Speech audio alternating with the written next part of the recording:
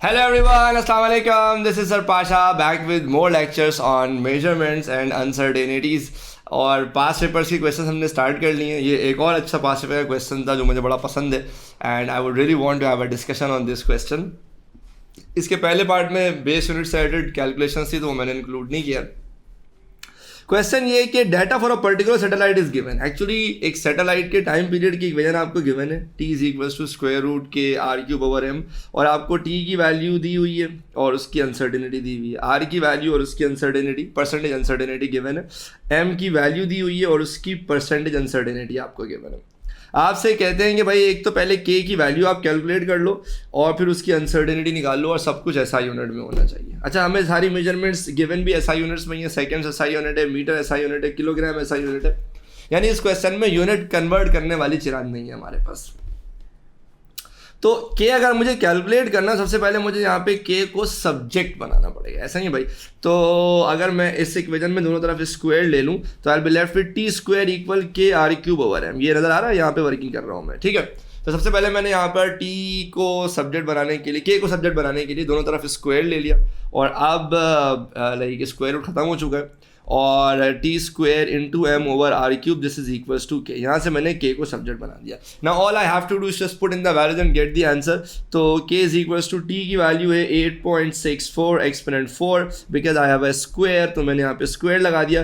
फिर मास की वैल्यू है 6 एक्सपोनेंट 24, तो मैंने उसकी वैल्यू पुट कर दी. डिवाइडेड बाय आर की वैल्यू है 4.23 एक्सपोनेंट 7, मैंने यहाँ उसकी वैल्यू पुट कर दी. And because there is a cube over here, तो मैंने यहाँ पे क्यूब लगा दिया. No need for unit conversion, बस मुझे के की वैल्यू मिल जाएगी 5.918 एक्सपोनेंट 11. तो प्यारे बच्चों, मन के सच्चों, यहाँ पे मुझे के की वैल्यू मिल गई. आधा मैटर तो हमारा सॉल्व हो गया, ठीक है भाई. अच्छा, अब क्या करें? अब भाई के की अनसर्टेनिटी भी तो चाहिए होगी. अच्छा, पहले देखते हैं हमें गिवन क्या है. हमें गिवन है परसेंटेज अनसर्टेनिटी. समझ रहे हो आप मेरी बात? जैसे टी की परसेंटेज अनसर्टेनिटी 0.5, तो जरा देखिएगा, this is uncertainty in T. जब मैं इसको कैपिटल टी से डिवाइड करूंगा तो ये हो जाएगा, यानी टी की एक्चुअल वैल्यू से डिवाइड कर दूं तो ये फ्रैक्शन अनसर्टेनिटी इन टी. इसको मैं 100 से मल्टीप्लाई करूंगा तो ये बन जाएगा percentage uncertainty in T and that is given to me as 0.5. Similarly ये क्या है जी? ये है अनसर्टेनिटी इन आर. अगर मैं इसको डिवाइड कर दूं with the value of R, ये बन गया फ्रैक्शन अनसर्टेनिटी इन आर. इसको मैं मल्टीप्लाई कर दूं 100 से तो अब ये बन गया परसेंटेज अनसर्टेनिटी इन आर और उसकी वैल्यू मुझे गिवन है एज 1. सिमिलरली ये क्या है? अनसर्टेनिटी इन मास. इसको मैं डिवाइड कर दूं with the value of mass, फिर मल्टीप्लाई कर दूं 100 के साथ, तो ये बन गया percentage uncertainty in mass and उसकी वैल्यू क्या है? उसकी वैल्यू है 2% यानी कि 2. तो मैंने यहाँ पे 2 लिख दिया. अब क्या करें भाई? अब सब परसेंटेजेस की फॉर्म में दी हुई है तो फिर के की भी परसेंटेज अनसर्टेनिटी की इक्वेशन बना लेते हैं मालिक. अच्छा, अब वो कैसे बनाएंगे? वैसे बनाएंगे कि भाई मेरे पास के की इक्वेशन है. अगर इस इक्वेशन को आप मोहब्बत भरी निगाहों से देखें तो के बराबर है T square into M over R cube के, जहाँ पे टी, एम और आर आपस में मल्टीप्लाई और डिवाइड हो रहे हैं. तो इनकी भी फ्रैक्शन अनसर्टेनिटी सिंपली ऐड हो जाएंगी और जिसके ऊपर जो पावर है वो पहले आ जाएगा, कोफिशिएंट बन जाएगा. तो अनसर्टेनिटी इन के ओवर के इंटू 100 जो कि बन गया परसेंटेज अनसर्टेनिटी इन के.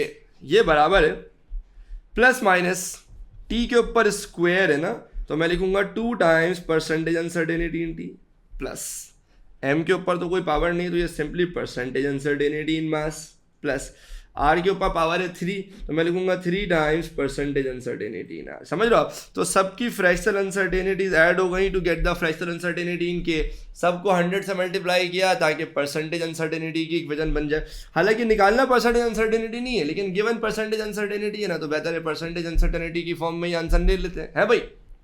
फिर टी के ऊपर क्योंकि स्क्वायर था तो पहले 2 लगा दिया. एम के ऊपर कोई पावर नहीं थी तो एम से पहले कुछ भी नहीं लगा हुआ है हमारे पास, और आर के ऊपर पावर थी 3 तो मैंने यहाँ पे भी फ्रैक्शन अनसर्टेनिटी या परसेंटेज अनसर्टेनिटी इन आर से पहले 3 लगा दिया. आई एम प्रीटी श्योर कि अब इसकी तो आप सबको आदत हो गई होगी. This does not need that much explanation पीछे की, अगर आप रिकॉर्डिंग ऑर्डर में देखते हुए आ रहे हैं तो.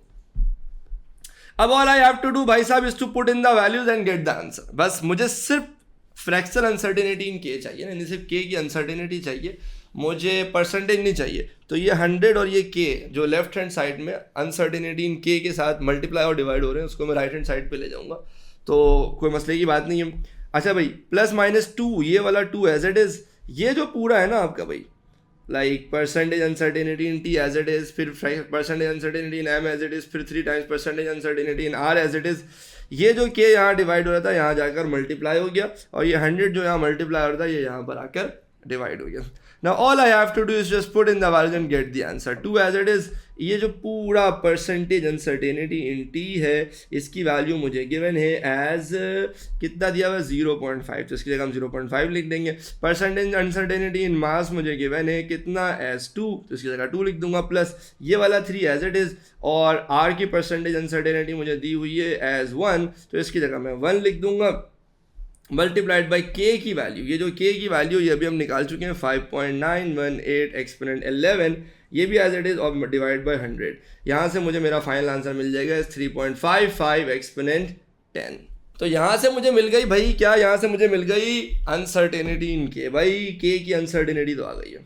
अब बात ये कि यहाँ पे के की वैल्यू लिखनी हो, यहाँ पे के की अनसर्टेनिटी निकली है, लेकिन ऑब्वियसली दोनों के डेसिमल प्लेसेस या राउंडिंग ऑफ कंसिस्टेंट होना चाहिए। तो जब हमने रूल ये पढ़ा था कि भाई अनसर्टेनिटी जितने डेसिमल प्लेसेस पे होगी फाइनल आंसर भी उतने ही डेसिमल प्लेसेस पे होगा, या अनसर्टेनिटी जितने जीरोस पे राउंड ऑफ होगी फाइनल आंसर भी उतने ही जीरोस पे राउंड ऑफ होगा, ठीक है। बट उन सबसे भी पहले एक बड़ी इंपॉर्टेंट चीज़ ये है कि अगर आपका आंसर 10 की पावर में आ रहा है, जैसे फॉर एग्जांपल इस केस में आपका आंसर 10 की पावर 11 में आ रहा है, अनसर्टेनिटी 10 की पावर 10 में आ रही है, तो सबसे पहले तो 10 की पावर को कंसिस्टेंट करें। जैसे कि 10 की पावर 11 है, ये 10 की पावर 10 है, तो या तो के को 10 की पावर 10 में कर लो, या फिर अनसर्टेनिटी इन के को 10 की पावर 11 में कर लो। मेरे ख्याल से बेहतर ये कि अनसर्टेनिटी इन के को कर लेते हैं, बट दोनों के इससे कोई फर्क नहीं पड़ेगा। तो 3.55 एक्सपोनेंट 10 लिखूँ या 0.355 एक्सपोनेंट 11 लिखूँ, दोनों एक ही बात। आई थिंक सबको पता होगा अगर डेसिमल प्लेसेस एक स्टेप पीछे जाता है तो 10 की एक पावर बढ़ जाती है। तो एक डिजिट डेसिमल प्लेस में पीछे ले गया, 3.55 से मैंने 0.355 कर दिया, तो 10 की पावर भी 10 से क्या हो गई 11 हो गई।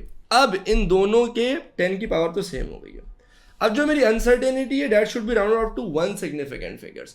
0.355 में 3 सिग्निफिकेंट फिगर्स हैं, तो मैं इसको सिंपली 0.4 कर दूंगा। दैट वुड बी 0.355 को एक सिग्निफिकेंट फिगर में राउंड ऑफ करेंगे, दैट विल बी 0.4। 10 की पावर 11 एज इट इज। यहाँ पे भी अब क्योंकि मेरी अनसर्टेनिटी राउंड ऑफ होने के बाद एक डेसिमल प्लेस में आ रही है ना, तो मेरी के की वैल्यू भी एक डेसिमल प्लेस पे राउंड ऑफ होनी चाहिए। तो 5.918 को मैं सिंपली लिखूंगा 5.9 एक्सपोनेंट 11 एज इट इज।